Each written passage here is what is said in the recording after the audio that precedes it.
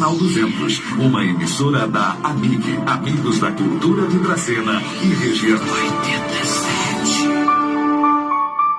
A partir de agora, a Rádio 87 FM Dracena apresenta o programa Novo Tempo, da Igreja Adventista do Sétimo Dia.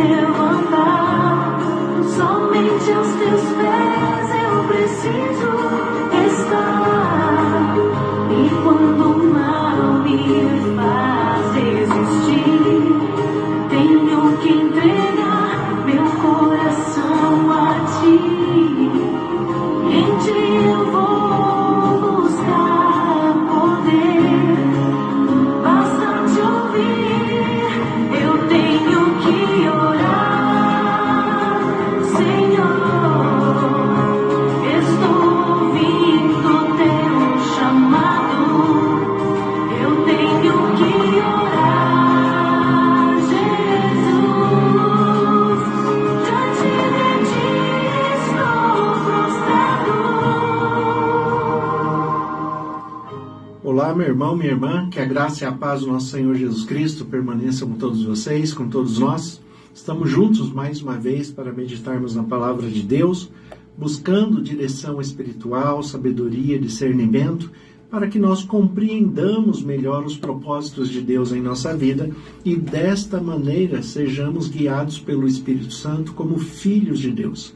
Então, a todos vocês que nos acompanham pela Rádio 87.9 FM Dracena, também aqueles que nos acompanham pelo Facebook Ivan Fidelis e pelo canal do YouTube Família e Fé, Pastor Ivan Fidelis, é o canal que eu peço para que você se inscreva, deixe seu like, comente, compartilhe, porque assim o sistema compreende que a mensagem é relevante para alcançar outras pessoas com uma boa reflexão acerca da palavra de Deus.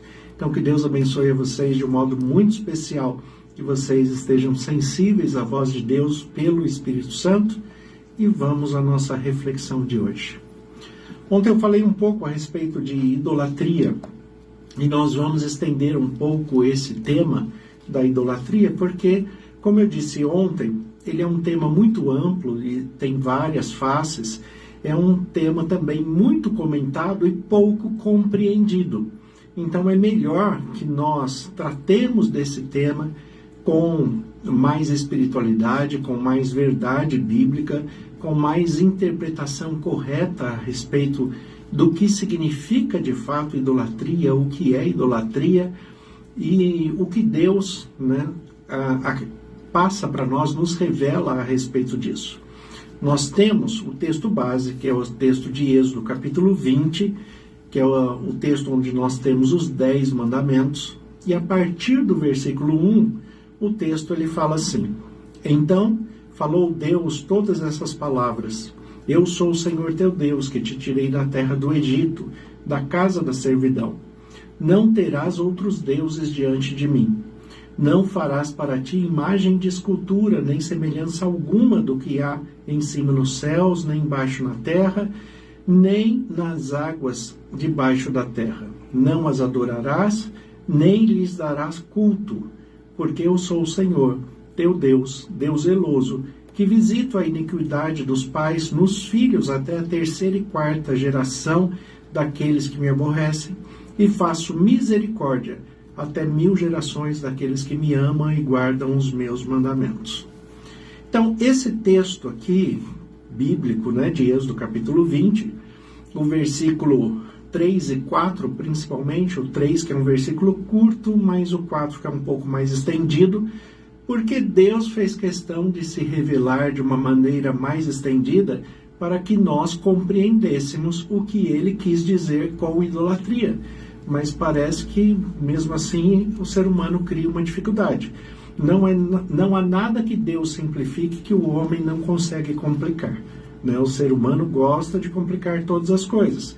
Então, nós temos que nos voltar para o texto, para o texto original em si, para que nós compreendamos o que realmente significa idolatria. A idolatria, basicamente, é uma substituição do divino. É eu colocar no divino ou colocar num objeto uma ação, poder ou ato divino. Isso é idolatria. Por que é desta maneira? Porque isto faz parte das civilizações antigas, desde a região da antiga Mesopotâmia, da região de Ur dos Caldeus, da onde vem Abraão. Terá, que é o pai de Abraão, que está ali registrado em Josué, capítulo 24, ele era um fabricante de ídolos, né? Era de uma região idólatra. E o que é o ídolo em si? É quando você cria um objeto ou você cria uma imagem e confere àquela imagem algum poder, como se ela fosse um amuleto ou como se ela tivesse a capacidade de te proteger de alguma coisa, ou você usando aquele objeto, ele poderia te trazer algum bem. É como se fosse um amuleto, ou em algumas religiões, um patuá, né? Mas, na verdade, isto é uma cultura muito antiga. Quando nós estudamos a evolução da humanidade, na antropologia até chegar na filosofia, nós vamos compreendendo melhor como esse passo a passo vai sendo solucionado até nós chegarmos a uma compreensão melhor. Infelizmente, o ser humano, no seu misticismo religioso, ainda quer voltar a esse período em que se confere a um objeto alguma divindade, algum poder, né, de alguma forma, alguma intercessão. É desta maneira que nós temos Êxodo aqui, capítulo 20, o versículo 3. O versículo 3, que está traduzido na língua portuguesa, não terás outros deuses diante de mim. Eu gosto muito da expressão hebraica desse texto, porque na expressão hebraica, o verbo não é ter, ele é o verbo ser. Não seja um outro Deus diante de mim. É isso que Deus está falando. Não seja um outro Deus. Se nós tivermos em conta que só existe um Deus verdadeiro, então se eu elejo algo ou alguma coisa como um Deus, sou eu que estou criando. Ele de fato não existe na sua essência, né? Não existe uma divindade, né, que seja diferente de Deus. Não existe outro Deus. Então, se eu elejo algo como Deus, isto que eu estou elegendo sou eu que estou criando. E aqui Deus fala, não seja um Deus diante de mim. Quando que eu sou um Deus? Quando eu elejo um Deus ou quando eu me faço realmente de Deus. Quando Deus ordena de uma forma, quando Ele ensina de uma forma, e eu acho que aquela maneira que Deus ensinou não é adequada, não está boa, e faço do meu jeito, então eu estou sendo um Deus diante de Deus. Eu acho que a minha concepção de compreensão e interpretação da vida é melhor do que o direcionamento que Deus está me oferecendo. Então, o versículo 3 de Êxodo 20, ele trata destas questões. Não seja um outro Deus diante de mim. Agora, não seja um outro Deus diante de mim, e nesse sentido, não faça, que é o versículo 4, não faça para ti imagem de escultura, nem semelhança alguma do que há em cima nos céus, nem embaixo na terra, nem nas águas debaixo da terra.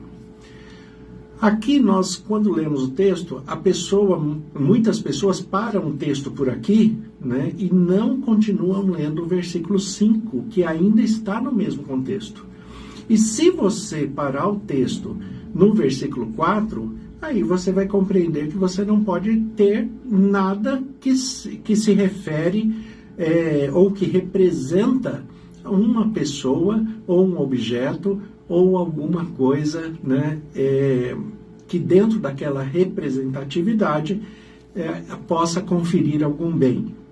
Mas aqui, não farás para ti imagem de escultura nem semelhança alguma. E aí a gente tem um problema, porque quando a gente chega também, né, mais para frente, a gente vai chegando ali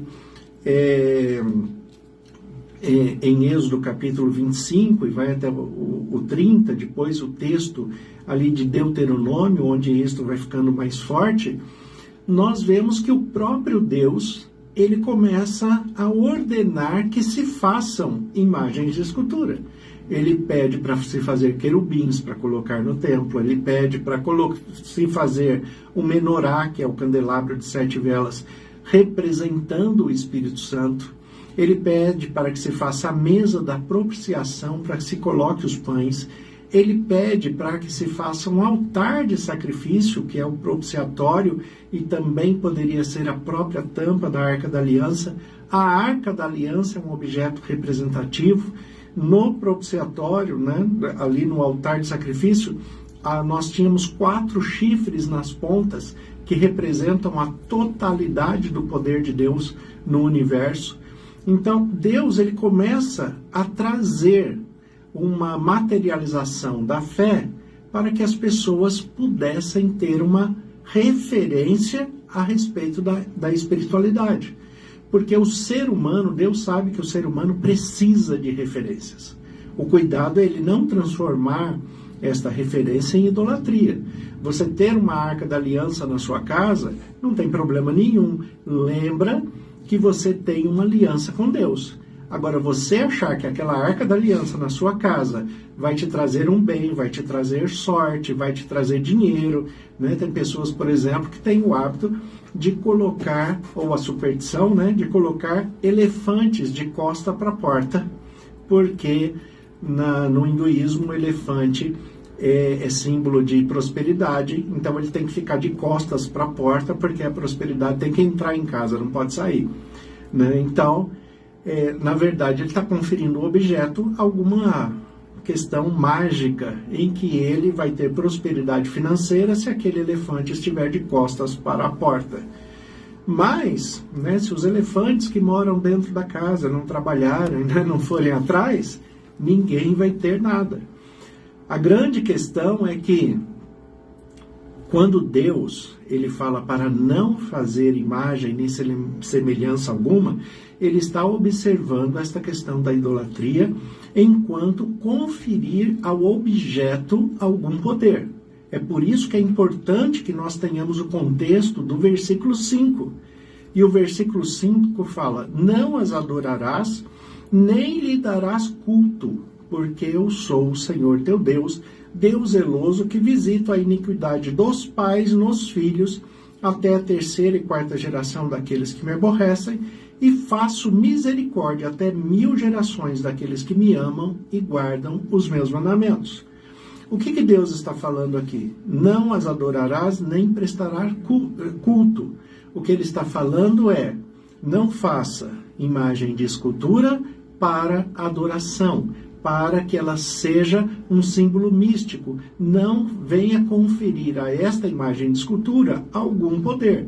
Nem os querubins do templo, nem a Arca da Aliança, nem o menorá tinham algum poder em si mesmo. Eles eram apenas uma representatividade do que daquilo que está no céu, do santuário celestial, em que Moisés foi incumbido de fazer uma cópia aqui na terra deste santuário, e ele fez o tabernáculo, segundo o que Deus mostrou para ele que havia no céu.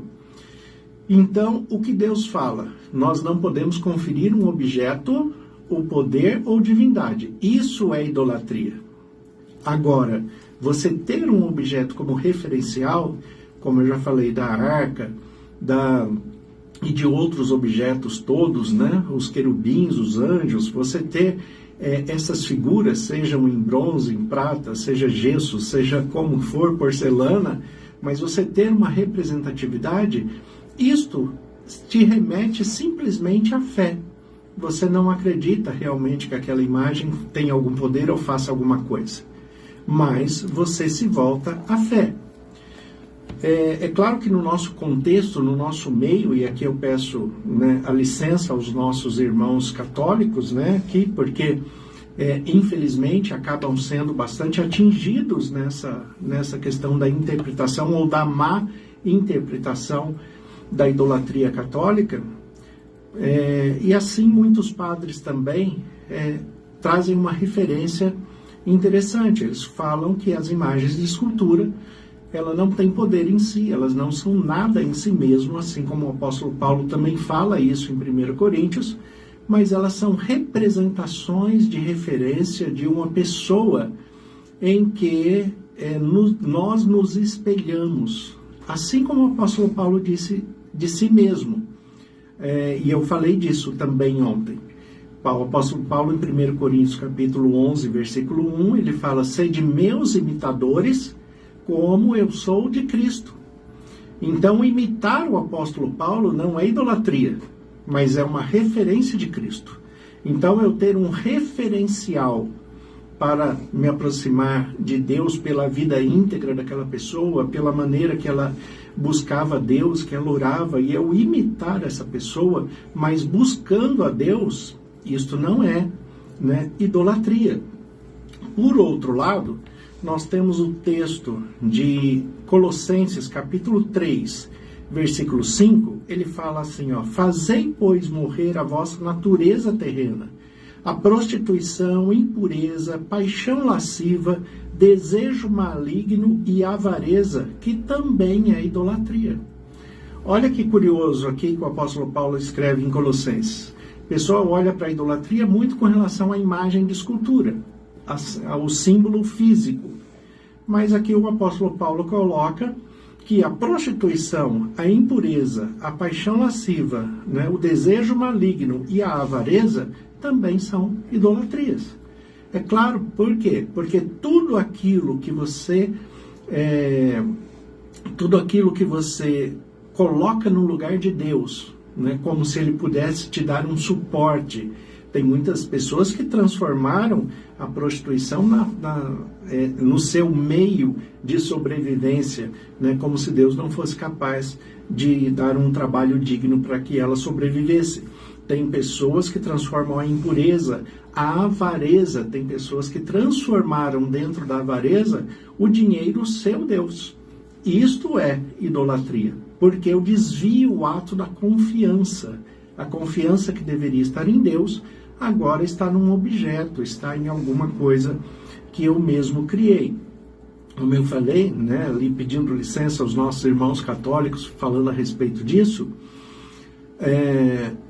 a questão das imagens, né, e isso para nós, né, cristãos protestantes, sejam pentecostais, sejam tradicionais, ou sejam de qualquer linha protestante, do evangélico protestante, para nós do protestantismo, nós temos que compreender que a questão da veneração católica com relação a imagens, ela não está dentro da idolatria. Porque o que o catolicismo faz, e divide em duas partes, ele faz um culto de dulia, né, que é uma expressão católica, dulia, e com relação a Maria, ele faz uma veneração de hiperdulia. O que é dulia? Dulia é você ter um referencial com reverência. Então você tem os santos ali, por exemplo, nós podemos pegar Pedro, Paulo, João, Mateus.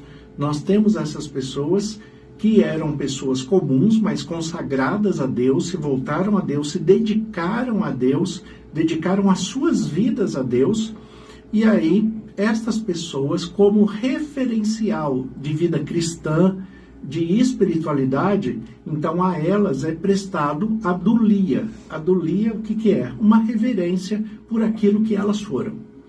Para Maria, a expressão católica é a hiperdulia. Por quê? Porque apesar dela ser uma mulher humana, vamos dizer, na sua humanidade, como qualquer outra, mas na sua espiritualidade, uma mulher extremamente diferenciada, e por ela carregar no seu ventre, né, o Filho de Deus ou o Deus encarnado, então a ela é dada uma veneração diferente, que é chamada hiperdulia, né? Apenas para diferenciar da dulia, que é a reverência aos outros.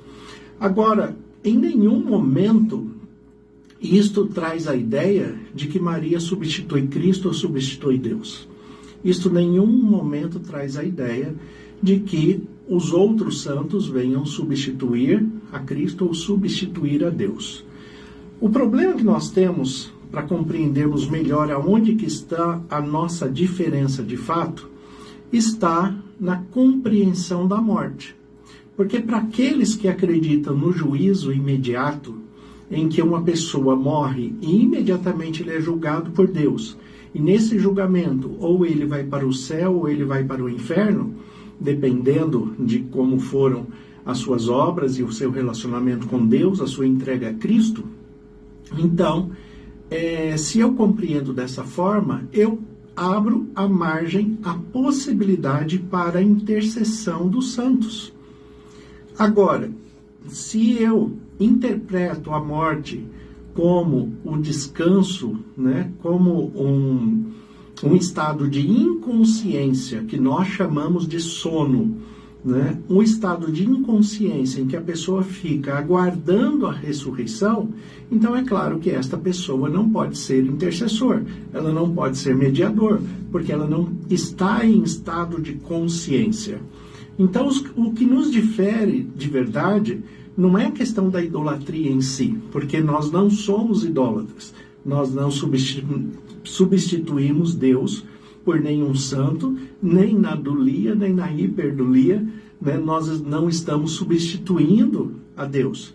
Mas nós, né, como protestantes, que compreendem que a morte é um estado de inconsciência, aí sim nós temos que diferenciar de que se aquela pessoa que morreu está num estado de inconsciência aguardando a ressurreição, então eu não posso colocá-la como um mediador, como um intercessor. É por isso que nós temos o texto de 1 Timóteo, capítulo 2, versículo 5. Olha o que o texto fala aqui. Porquanto há um só Deus e um só mediador e intercessor entre Deus e os homens, Cristo Jesus, o homem, o qual a si mesmo se deu em resgate por todos, testemunho que se deve prestar em tempos oportunos. Para isto fui designado pregador e apóstolo. Afirmo a verdade e não minto, mestre dos gentios, na fé e na verdade. Olha o que é colocado aqui. 1 Timóteo 2,5. Porquanto há um só Deus, um só mediador entre Deus e os homens, que é Cristo Jesus, homem. Então existe um só mediador. Por quê? Porque Cristo ressuscitou. E os outros, mesmo que podem estar ali no céu, e alguns estão junto a Deus, pela estrutura da teologia bíblica, eles não têm acesso aqui. Como Elias, Enoque, como a ressurreição de Moisés, como a tradição, né, católica que coloca a Maria como sendo levada ao céu ainda em vida, né? Então, o fato de ter pessoas vivas ali no céu não faz com que eles sejam também mediadores ou intercessores, porque o próprio texto bíblico fala que só há um mediador, só há um intercessor entre Deus e os homens, e este é Jesus. Por quê? Porque ele passou pela morte, mas ele ressuscitou. E ele tem acesso aqui e também aos céus, e ele nos dá esse acesso a Deus pela oração. Então, às vezes, algumas pessoas perguntam, mas você aqui, você não é um intercessor quando você ora pelo seu irmão? Sim, eu sou um intercessor. E aí a pessoa fala, se você é um intercessor aqui, por que você não pode ser um intercessor lá? Eu não posso ser um intercessor lá no campo espiritual, no reino de Deus, né, no reino celestial. Eu não posso ser um intercessor porque este é só Jesus Cristo. E eu não posso ser, né, porque lá eu estaria num estado de inconsciência aguardando a ressurreição.